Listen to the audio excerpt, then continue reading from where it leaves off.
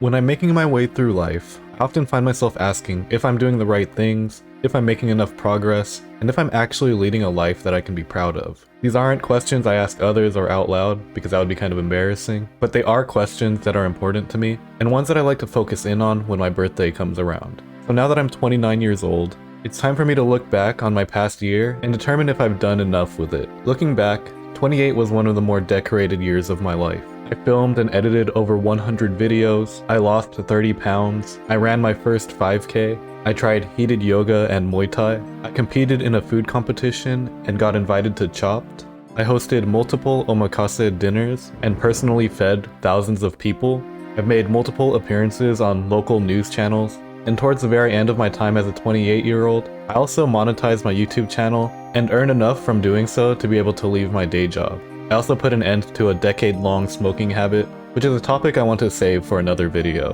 So on paper, I just objectively had a good year. And that's why I think it's important to do year-end reviews like this and highlight the positives of your life, because despite having done all that, I've still been burdening myself with the notion that I still haven't done enough, and that I should still be doing better.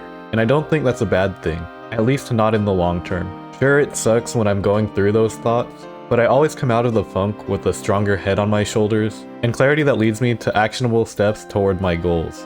And this time around, I came up with some answers that can help me get out of those funks sooner rather than later that I want to take with me into 29, which is the whole reason why I'm making this video. My first answer to getting unstuck in life is to remove yourself from energies and environments that are keeping you stuck. Take this from someone who worked in a courthouse for half a decade and someone who worked in the service industry for over 10 years. I talked about this for a bit in my last video, but since we are products of our own environments, it would only make sense that we have negative outlooks on life when we surround ourselves with the negativity that makes us feel that way. That said, I do believe it is possible to be stronger and perform despite your environment, since that's just something I've done for most of my life. And it's just something you have to do when you haven't taken full control over your life yet. But at some point I thought, if I'm already strong enough to handle whatever BS comes my way, then what's stopping me from creating a path for myself where I can operate and thrive without all these external factors holding me back? The only thing I can think of was my own lack of initiative to make it happen. So I started working hard even though I was already working hard.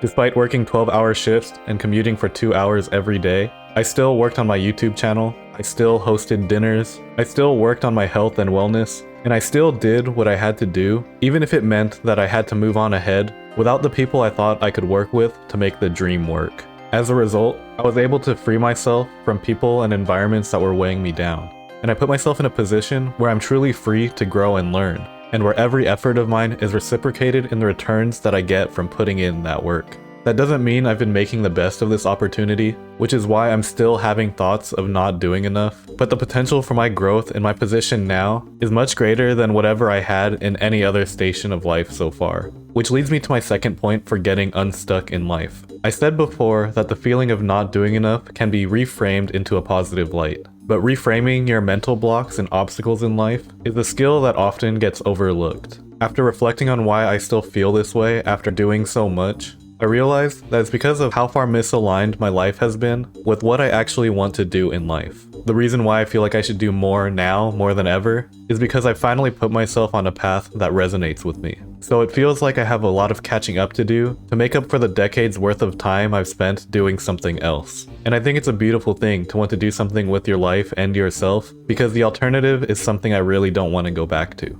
So when you pair your ability to separate yourself from negative energies and environments with your desire to do better, you'll find through effort over time that you are actually capable of making your dreams a reality. That's what I like to think anyway. I'm still pretty early on in my journey and have a long way to go myself. But I'm 29 years old now, and a birthday is also a great time to set new goals for yourself. But what are my goals moving forward as a 29-year-old? I was going to do a separate video on this, but I see that I still have a minute and a half left to go in this video, so I'll talk a bit about this before I go. For starters, I want to monetize this YouTube channel and show people what's possible when you put yourself out there. My gaming channel is cool and all, but this is the project that I wanted to work on before gaming came into the picture, so if I can make the same thing happen here that I did for my gaming channel, then that would be pretty sweet. To do that, I first need to reach 1,000 subscribers, so if you want to help me get there, please subscribe if you haven't already. I also want to write and publish a book before my next birthday. I've wanted to publish a book for more than a decade now, but I haven't yet because of my own lack of discipline and perspective.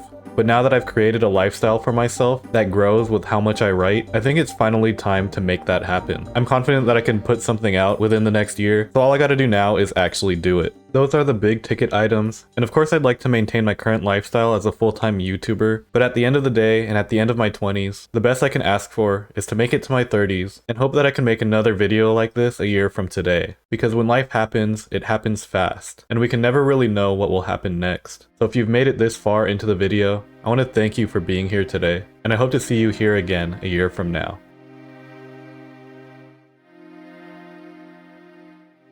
Since I still have some time left in this video, I want to remind everyone watching that this video is part of a 30-day series where I'll be uploading a video every day for the month of March, where each video has to be 1 minute longer than the last. Turns out adding 1 minute to each video is pretty significant, so we'll see how I deal with this issue moving forward. Hopefully that was 6 minutes. Peace.